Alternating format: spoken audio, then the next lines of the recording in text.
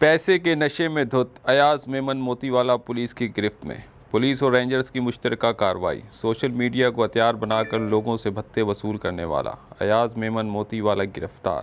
ذرائع کے مطابق ایاز موتی والا نے کراچی شہر کے بلڈروں سے انہیں بلیک میل کر کے کروڑوں روپے بھتہ وصول کیا۔ ایاز موتی والا نے کراچی شہر کے 40 سے زائد بلڈروں سے بھتہ وصول کیا۔ سلیمان نامی شخص رینٹ فری اور ہیریٹیج عمارتوں کی نشاندہی کرتا تھا اور ان کے نام، پتے و فون نمبر ایاز موتی والا کو فراہم کرتا تھا۔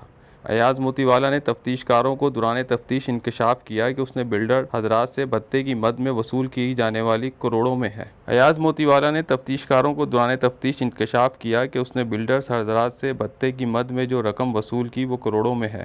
گرفتاری کے بعد ایاز میمن موتی والا کو اپنے جرم مانتے ہوئے لوگوں سے معافی مانگتے دیکھا جا سکتا ہے۔